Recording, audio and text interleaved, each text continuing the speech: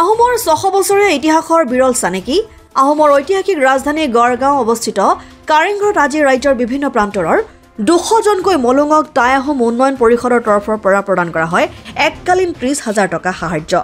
টাই আহোম জনগোষ্ঠীৰ কৃষ্টি সংস্কৃতি ভাষা আৰু ধৰ্মীয় ৰীতি-নীতি সকলো নিষ্ঠাৰে পালন কৰি অহা ৰাজ্যৰ 200 জনকৈ মলুঙক এই এককালীন সাহায্য প্ৰদান কৰা হয়। উক্ত অনুষ্ঠানতে জনগোষ্ঠী তথা ৰাজ্যখনৰ উন্নয়ন শান্তি সম্প্ৰীতিৰ বাবে মলুংসকলে ঐতিহাসিক কাৰেংঘৰৰ বাকৰিতে অনুষ্ঠিত কৰে জাচিংফা পূজা।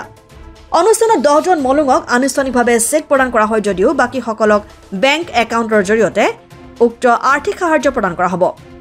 এই অনুষ্ঠানত উপস্থিত থাকে অসম চৰকাৰৰ ৰাজহ আৰু দুৰ্যোগ প্ৰশমন মন্ত্ৰী যোগেন মহন, যোৰহাটৰ লোকসভা সমষ্টিৰ সাংসদ তপন কুমাৰ গগৈ, ৰাজ্যসভাৰ 2 সাংসদ ক্ৰমে পবিত্ৰ মাৰ্ঘৰিট আৰু কামাখ্যা প্ৰসাদ তাছা, সোণাৰী সমষ্টিৰ বিধায়ক ধৰ্মেশ্বৰ কোঁৱৰ, মৰাণ সমষ্টিৰ বিধায়ক চক্ৰধৰ গগৈ, টাই আহোম উন্নয়ন পৰিষদৰ অধ্যক্ষ ময়ূৰ বৰগোহাঁইৰ লগতে বহুকেইটা আহোম সংগঠনৰ বিষয়ববীয়াসকল। টাংলাই খুবটাং সকলোকে নমস্কাৰ জনাইছোঁ।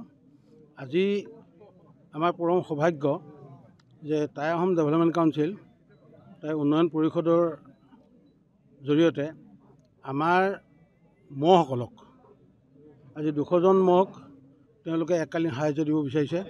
তাৰ কাৰণে আমি গোটেই মহসকলৰ হৈ প্ৰথমে আমি চৰকাৰলৈ আমি শুভেচ্ছা জ্ঞাপন কৰিছোঁ আৰু টাই আহোম ডেভেলপমেণ্ট কাউন্সিলক আমি তেওঁলোকৰ দীৰ্ঘায়ু কামনা কৰিছোঁ। আগন্তুক 5 বছৰ তেওঁলোকে যাতে আমাৰ টাই জাতিটোৰ সৰ্বাংগীন সকলো দিশৰ পৰা ভাষা, কৃষ্টি, সংস্কৃতি, পৰম্পৰা এইখিনি ৰক্ষা কৰাত তেওঁলোকে আমাৰ মহসকলক উদগনি জনাব। আমি ভাষা, কৃষ্টি, সংস্কৃতি আমি ৰক্ষা কৰাত আমি মহসকলে যিমানখিনি যৎপৰোনাস্তি নাস্তি আমি যত্ন কৰিছোঁ এইখিনিত আমাক নিশ্চয় কিছু সঁহাৰি লাগিব। তাৰ কাৰণে এই পৰিষদখন প্লাছ আমাৰ বৰ্তমান চৰকাৰখন তেওঁলোকৰ সহযোগ নাথাকিলে আমি একো কাম কৰি দিব নোৱাৰোঁ। গতিকে আজি এই সভাখনত আজি প্ৰথম এইখন আমাৰ নতুন এই টাই আহোম ডেভেলপমেণ্ট কাউন্সিলে নতুনকৈ দায়িত্ব লৈ প্ৰথম পদক্ষেপ আমাৰ মহসকলক 200 জন মহক যিটো সামান্য এককালীন সাহায্য দিব বিচাৰিছে, ইয়াৰ জৰিয়তে আমি অলপ উদগনি আমাৰ মহসকলৰ যথেষ্ট উৎসাহ বাঢ়িছে।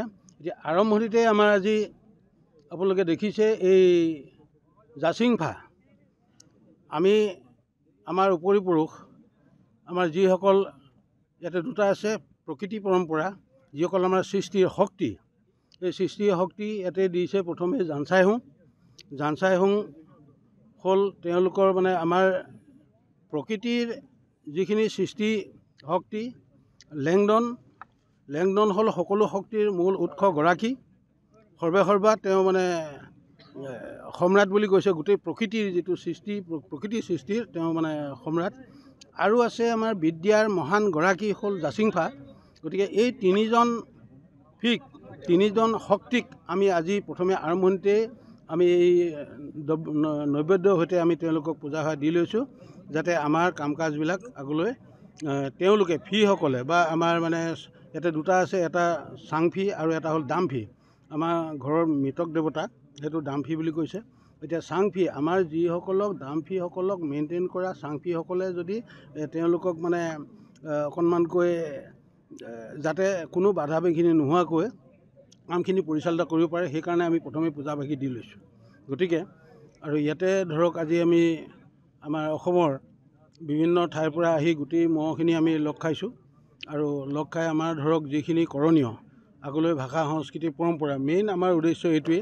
আৰু ইয়াৰ জৰিয়তে আমাৰ জাতিটোৰ যাতে আমি টাই আহোম গোটেই মানুহখিনি আগতে চুকাফাই যিধৰণে এই গোটেই বিভিন্ন অসমৰ থলুৱা জনগোষ্ঠীক লগ লগাই যিখন এখন বৰ অসম গঢ়িছিলে, গতিকে ঠিক আমিও এই মহসকলে যাতে আমাৰ ইয়াৰ যোগেদিয়ে ভাষা, সংস্কৃতি, পৰম্পৰা আমাৰ এই মহসকলৰ যোগেদিয়ে আমি গোটেইখিনি আগবঢ়াই নিব পাৰোঁ, ইয়াকে কামনা কৰিছোঁ।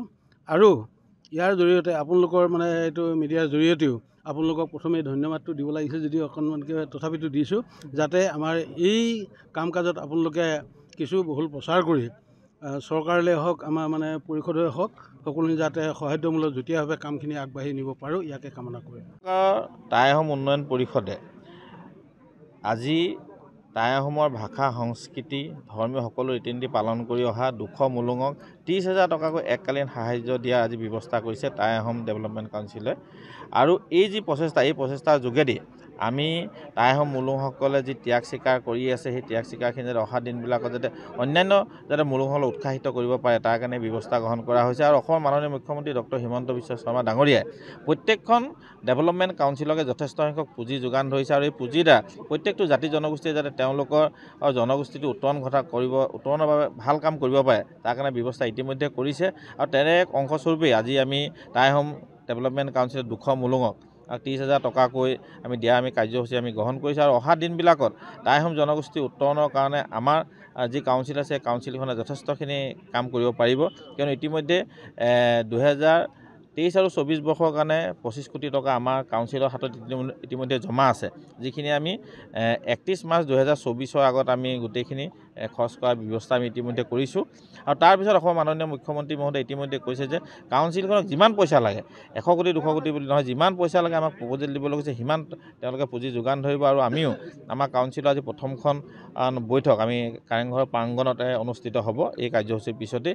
আৰু সেই তাতেই আমি গোটেইখিনি অহা দিনবিলাকত আমাৰ কাউন্সিলে কি ধৰণৰ কাম ল'ব, কেনেকুৱা ধৰণে জনগোষ্ঠীটোক আগবঢ়াই লৈ যাব, ভাষা সংস্কৃতি কৃষ্টি ৰক্ষাৰ কাৰণে কিখিনি কাম কৰিব, তাৰ লগতে আমাৰ যিখিনি দুখীয়া ছাত্ৰ ছাত্ৰী আছে এইখিনি ভাল কামৰ কাৰণে যিখিনি কৰিব সেই গোটেইখিনি কথা আমি ইয়াত আলোচনা কৰিম। আৰু আমি আশা ৰাখিছোঁ অসমৰ মাননীয় মুখ্যমন্ত্ৰী মহোদয়ে যি ধৰণে জাতিটোক আগবঢ়াই লৈ যাব বিচাৰিছে আৰু আমাক যি ধৰণে এটা টাই আহোম জনগোষ্ঠীক আগবঢ়াই নিবলৈ সুবিধা প্ৰদান কৰিছে আমি সকলোখিনি যাতে আমি কাম আগবঢ়াই লৈ যাব পাৰোঁ। নাজিৰাৰ পৰা যদুমণি হাজৰিকা ৰিপৰ্ট, অসম আদিত্য।